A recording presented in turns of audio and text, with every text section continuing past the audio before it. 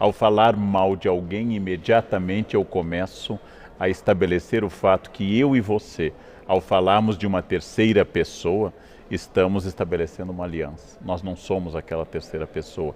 Isso cria a nossa identidade. Isso cria uma relação de amizade. Você é amigo também por falar mal de X ou Y e falar bem de X ou Y. Eu fui uma vez a um programa e o apresentador começou dizendo isso, né? Que horror, né, professor, essas pessoas que falam mal dos outros. Eu disse exatamente, você ao falar dessas pessoas está fazendo detração, ou seja, você está se considerando melhor ou superior do que aqueles que falam mal dos outros. Professor Karnal, você acha que a internet, de certa forma, turbinou isso aí?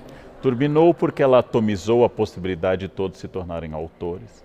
Turbinou porque ela retira o ônus da presença física. É mais difícil falar mal das pessoas com o risco físico da presença, do ônus de, por exemplo, receber uma resposta na cara ou até uma agressão física, mas também porque neste nosso mundo líquido, usando uma expressão do Bauman, nós nos tornamos todos autores com autoridade.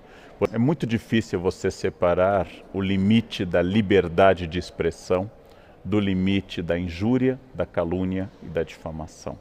Em nome da liberdade de expressão, a gente acha que pode dizer tudo sobre todos. Ora, as palavras ferem, as palavras podem reduzir as pessoas, as palavras podem atacar, as palavras podem representar, inclusive, diminuição de questões profissionais das pessoas. Logo, liberdade de expressão é garantida pela lei e é um dos grandes privilégios da nossa vida. Porém, saber que as palavras ferem e destroem é fundamental na responsabilidade da imprensa e de todo cidadão que fala em público, ou que publica, ou que comenta. Este cuidado nós temos que ter. Professor, muitas vezes a fofoca ela é irracional, né? O senhor até comenta isso no seu livro. Ela não se dobra nem mesmo diante da realidade. Sim. Você mostra a realidade e a pessoa continua dizendo que a verdade é a fofoca dela. Como explicar isso? Porque ela responde a forças que a gente chamaria de atávicas, primitivas, tradicionais. Então, por exemplo, nós historicamente fomos governados por presidentes quase sempre acima do peso.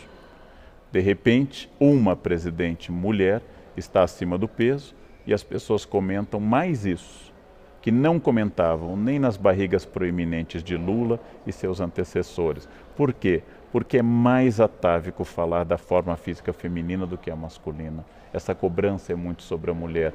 Isto é muito atávico, é a coisa mais forte que tem em nós, apelar aos estereótipos, aos arquétipos, a tudo aquilo que nos ensinaram indiretamente. Aquele aprendizado que eu tive no banco de trás do carro, quando meu pai dirigia, eu era criança e gritava, tinha que ser mulher.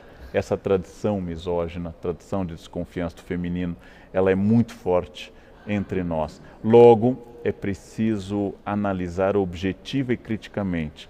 Mas o senhor diz no seu livro também que toda detratação fala mais do detrator do que do alvo da sua mentira, né? O senhor poderia explicar melhor essa forma de projeção, vamos dizer assim? Toda detração, então, ela tem como objeto alguém, mas toda vez que eu aponto o dedo para alguém, há 3 dedos apontados para mim. Teoria psicanalítica básica freudiana. Quando Pedro fala de Paulo, Pedro fala mais de Pedro do que de Paulo.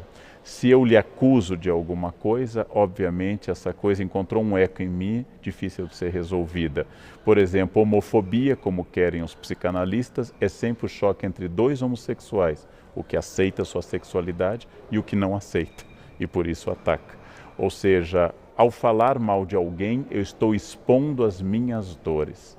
Ao falar mal de alguém, eu estou dizendo, nossa, fulano é muito burro, fulano não tem estudo, fulano se tornou presidente, mas é muito burro. Bom, se ele é burro e se tornou presidente, você é genial e é gerente apenas dessa lojinha, alguma coisa está errada em relação ao cargo. Ou seja, é uma maneira de catarse, catarse é um conceito aristotélico, no qual eu transfiro essa energia para este campo, ou seja, falar mal é uma forma de falar do que me dói, do que me incomoda. Por isso, nós deveríamos ter um pouco de cuidado, porque é quase um raio-x da nossa alma.